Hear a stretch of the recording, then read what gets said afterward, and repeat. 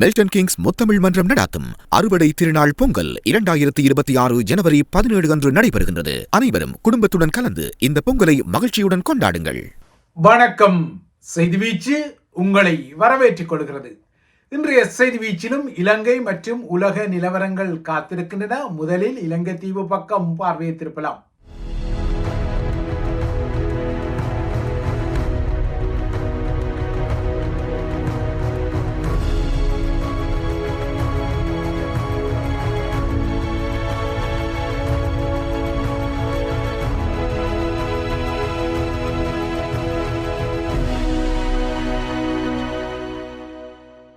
இலங்கை தீவின் அரசியல் களத்தில் வடக்கு தெற்காக சில புதிய நாடக காட்சிகள் அரங்கேற்றப்படுகின்றன.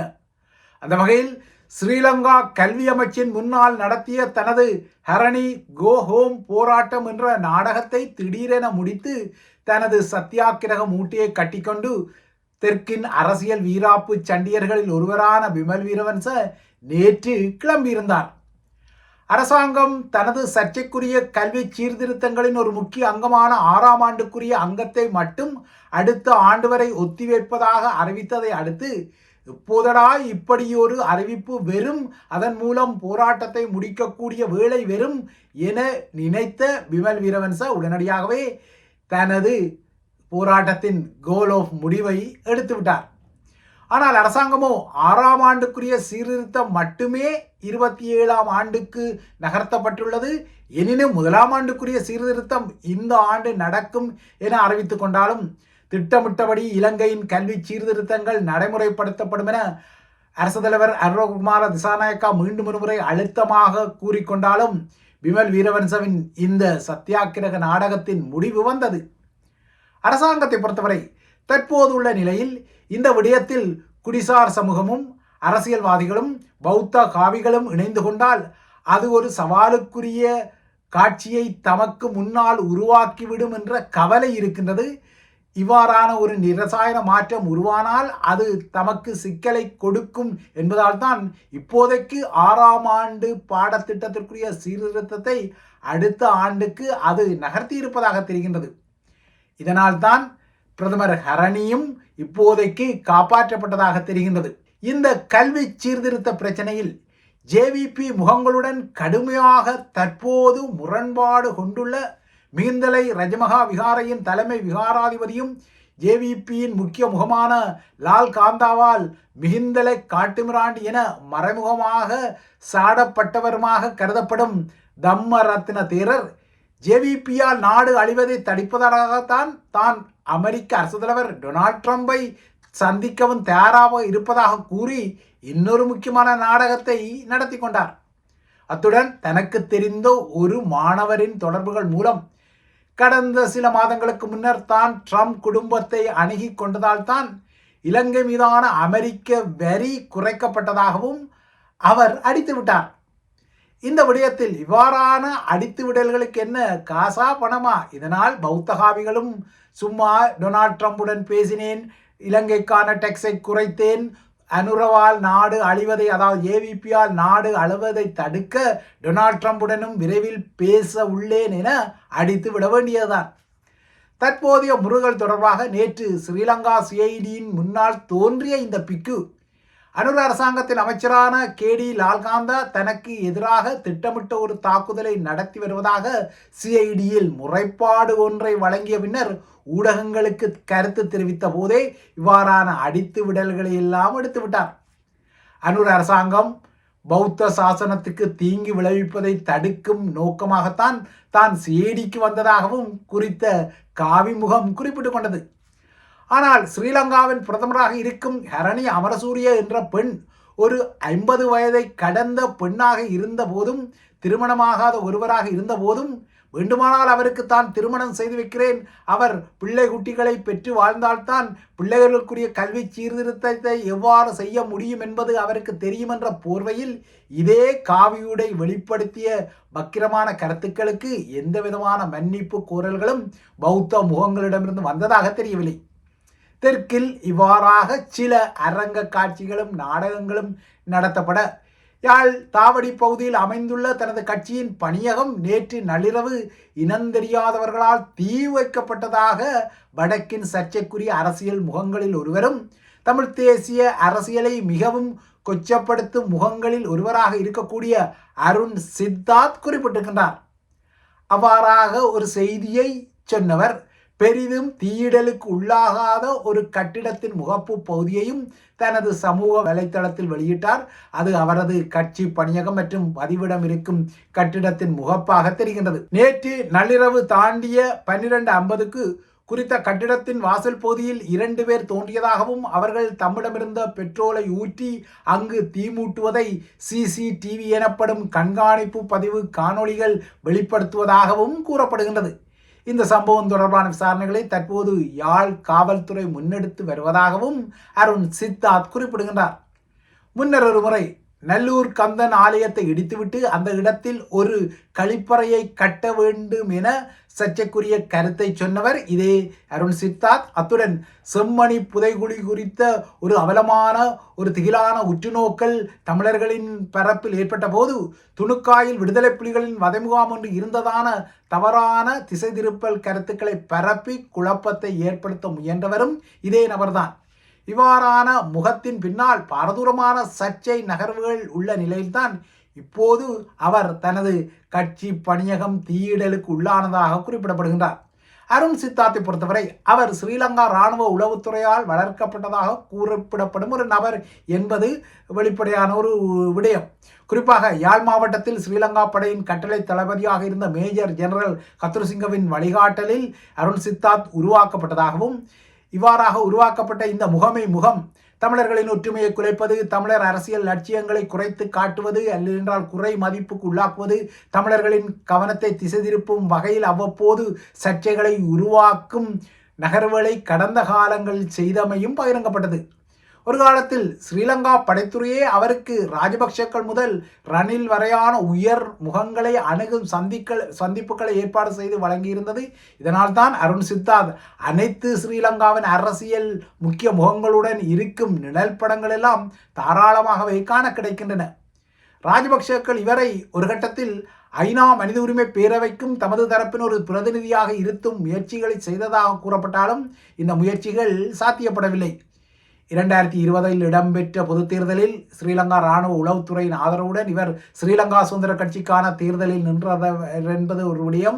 இப்போது இன்னொரு தென்னிலங்கை கட்சியான திலித் ஜேவீரவின் சர்வஜன அதிகார கட்சியில் இவர் இருக்கின்றார். அண்மைய நாட்களில் தன் மீது ஒரு வலிந்த எதிர்ப்பை உருவாக்கும் நோக்கத்துடன் தமிழர்களின் பெருந்தலைவரை தூசித்துக் கொள்வது, தமிழ் தேசியத்தை கொச்சைப்படுத்துவது போன்ற சில திட்டமிட்ட நகர்வுகளை செய்த அருண் சித்தார்த் அந்த பொறியில் உணர்வுமயப்பட்ட சில தமிழர்களை இழுக்க வைத்து அவர்களை சீற்றமாக பேச வைத்து அந்த ஒலிப்பதிவுகளை வெளியிட்டு அதன் பின்னர் நிதியுதவி கோரிக்கைகளையும் விடுத்த பின்னணியில்தான் இப்போது தனது கட்சி பணியகம் தீயிடப்பட்டதான செய்திகளை அவரே வெளியிடுகின்றார்.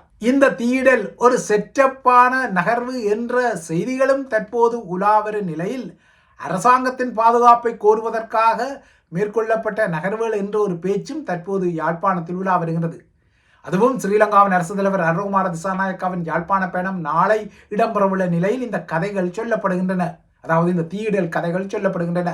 நாளை தைப்பொங்கல் நாளில் பிற்பகல் வேலணை முருகன் கோவில் முன்றலிலும் மாலையில் மானிப்பாய் மருதடி விநாயகர் ஆலய முன்றலிலும் இடம்பெறவுள்ள நல்லிணக்க பொங்கல் காட்சிகளில் பங்கேற்கும் அனுரகுமார திசாநாயக்கா நாளை மறுதினம் 16ஆம் தேதியிலும் வடக்கில் சில நிகழ்வுகளில் பங்கேற்கின்றார். குறிப்பாக மீசாலை மற்றும் கொக்குவில் பல்தொழில்நுட்ப கல்லூரி மைதானங்களில் இடம்பெறும் நிகழ்வுகளில் பங்கேற்ற பின்னர்தான் அவர் தனது யாழ்ப்பாண பயணத்தை முடித்து வைக்கின்றார்.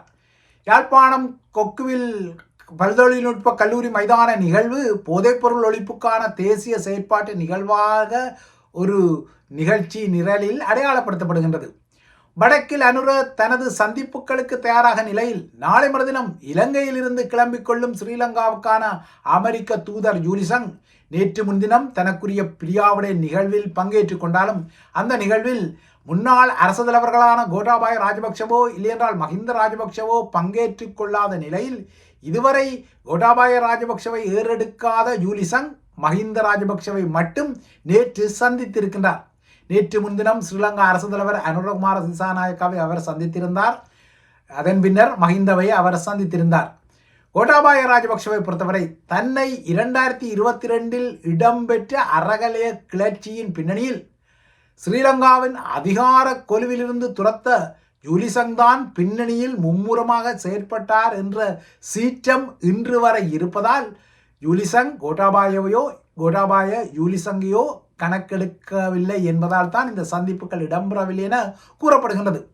இதற்கிடையே கொழும்பில் சீன வெளியுறவு அமைச்சர் இந்த வார முற்பகுதியில் மின்னி மறைந்த நிலையில் இந்த சந்திப்புகள் எல்லாம் இடம்பெற்ற பின்னணியில் இலங்கையில் முதலாவது கேபிள் கார் திட்டத்திலிருந்து சீனாவை சேர்ந்த நிறுவனம் ஒன்று விலகியமை அமெரிக்க நிறுவனத்துக்கு இடமளிப்பதற்கான ஒரு நகர்வா என்ற புதிய ஐயங்கள் எழுகின்றன. ஸ்ரீலங்காவின் உல்லாசத்துறையில் ஒரு அடையாளமாக உள்ள அதன் அம்புலுவாவா கோபுரத்துக்கு செல்லும் வகையில் இந்த கேபிள் கார் திட்டம் போடப்பட்ட நிலையில் அனுர அரசாங்கத்தின் அதிகாரிகளின் குடைச்சலால் இந்த திட்டத்திலிருந்து விலக முடிவு செய்ததாக குறித்த சீன நிறுவனமான அம்பர் அட்வென்ச்சர்ஸ் நேற்று எழுத்துப்பூர்வமாக ஸ்ரீலங்காவுக்கு அறிவித்துள்ளது. அத்துடன் தனக்கு ஏற்பட்ட இந்த நிதி இழப்புக்காக இப்போது அனைத்துலக ரீதியில் சட்ட நடவடிக்கை எடுப்பது குறித்து தனது நிறுவனம் பரிசீலனை செய்து வருவதாகவும் அந்த நிறுவனம் குறிப்பிட்டிருக்கின்றது. ஸ்ரீலங்கா அதிகாரிகளின் இந்த நகர்வு வெளிநாட்டு முதலீட்டாளர்களுக்கு ஒரு பாதகமான சமிச்சை என்றும் அந்த நிறுவனம் நேற்று ஸ்ரீலங்காவின் அதிகாரிகளுக்கு எழுதிய கடிதத்தில் விசனத்தை வெளியிட்டுள்ளது. இலங்கை மாணவர்களுக்குரிய புதிய கல்வியாண்டில் 44 லட்சம் மாணவர்களுக்கு இலவச பாடசாலை சீருடை துணிகளை சீனா நன்கொடையாக வழங்கி அவற்றின் அதிகாரபூர்வ கையளிப்பு நேற்று இடம்பெற்ற நிலையில் அந்த நிகழ்வில் கல்வி அமைச்சர் என்ற வகையில் ஹரணி அமரசூரியாவும் ஸ்ரீலங்காவுக்கான சீன தூதரும் பிரசன்னப்பட்ட நிலையில் அதே நாளில்தான் இந்த கேபிள் கார் திட்டத்திலிருந்து சீன நிறுவனம் வெளியேறியுள்ள நகர்வும் வந்தது. அண்மைய வருடங்களில் இலங்கை திட்டங்களில் இருந்து சில வெளிநாட்டு நிறுவனங்கள் விலகி வரும் போக்கு தென்படுகின்றது. ஏற்கனவே ஜப்பானின் மிட்சுபிஷி கார்ப்பரேஷன் பல வருட சேவைக்கு பின்னர் இலங்கையிலிருந்து வெளியேறியிருந்தது. அதற்கு பின்னர் பிரான்சின் விளையாட்டு உபகரண விற்பனை நிறுவனமான டெக்காத்தலான் வெளியேறியிருந்தது. இதன் பின்னர் இந்திய உணவு விநியோக தளமான சொமாட்டோவும் இலங்கையிலிருந்து வெளியேறி இருந்தது. இதற்கு பின்னர் முக்கியமாக மன்னார் காற்றாலை மின் திட்டத்திலிருந்து இந்தியாவின் அதானி குழுமமும் வெளியேறிய நிலையில் இப்போது கேபிள் கார் திட்டத்திலிருந்து விலகுவதாக சீன நிறுவனம் அறிவித்துள்ளமை அனுர ஆட்சியில் வெளிப்பட்ட இன்னொரு நகர்வாக வந்துள்ளது. இவை இலங்கை குறித்த விடயங்கள். அடுத்து தமிழக அரசியல் கள நிலவரத்தை நோக்கினார். தமிழக அரசியலில் ஏற்கனவே சவால்கள் மற்றும் சர்ச்சைகளை எதிர்நோக்கியுள்ள நடிகர் விஜயின் தமிழக வெற்றி கழகத்தில் அதன் பரப்புரை முகங்களில் ஒருவராக இருக்கக்கூடிய முஸ்லீம் முகம் ஒன்று காத்தான்குடியில் பல வருடங்களுக்கு முன்னர் இடம்பெற்ற பள்ளிவாசல் தாக்குதலை மையப்படுத்தி தமிழர்களின் தலைவரை விமர்சித்தமை புதிய சர்ச்சையாக மாறியிருக்கிறது. இந்த சர்ச்சை விடயம் பகிரங்கப்பட்டதும் அதிர்ச்சியடைந்த தமிழக வெற்றி கழக தரப்பு அழுத்தம் வழங்கி குறித்த பேச்சாளர் பின்னர் தனது கருத்துக்கு மன்னிப்பு கோரும் வகையில் ஒரு காணொளியையும் வெளியிட வைத்தது. எனினும் நாம் தமிழர் கட்சியினர் பெரியாரை தொடர்ந்தும் தமது பரப்புரை மேடைகளில் தாக்கிக் கொண்டால் தமது கட்சி தமிழர்களின் தேசிய தலைவரை தாக்கிக் கொள்ளும் என தாவேகா பேச்சாளர் குறிப்பிட்ட விடயம் தொடர்ந்தும் தமிழக வெற்றி கழகத்தின் மீதான ஒரு விமர்சனமாக உற்று நோக்கப்படுகின்றது. இந்த கருத்துக்கு பின்னால் ஈழத்தமிழர்களின் புலம்பெயர் டயஸ்போரா பரப்பிலும் தமிழக வெற்றி கழகத்தின் மீதான சில விமர்சனங்கள் முன்வைக்கப்படுவது குறிப்பிடத்தக்கது.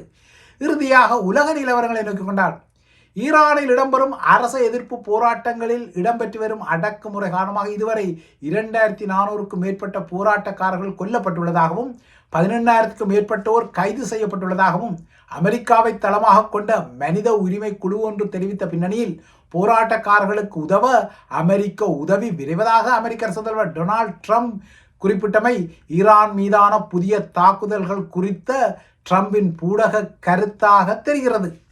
ஈரானில் தொடர்ந்தும் ஆர்ப்பாட்டங்களை செய்யுமாறு குறிப்பிட்ட ட்ரம்ப் போராட்டக்காரர்களை தூக்கிலிடும் ஈரானுக்கு ஒரு கராரான எச்சரிக்கையை விடுத்ததுடன் போராட்டக்காரர்களுக்கு உதவ அமெரிக்க உதவி விரைவதாகவும் கூறியிருக்கின்றார். ஆனால் எந்த வகையில் இந்த உதவி விரைகின்றது என்பதை அவர் குறிப்பிடவில்லை. எனினும் ஈரான் மீதான தாக்குதல்களுக்கு அமெரிக்கா தயாராவதான செய்திகள் எல்லாம் வந்துள்ளன.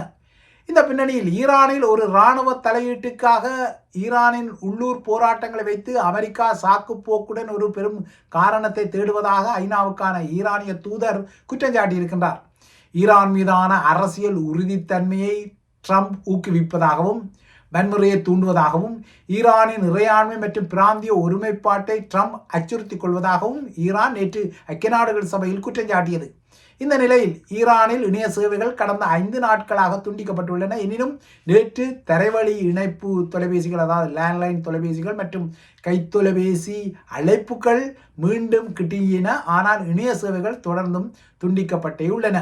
இவைதான் ஐபிசி தமிழின் செய்தி வீச்சு. தொடர்ந்தும் ஐபிசி தமிழுடன் இணைந்திருங்கள்.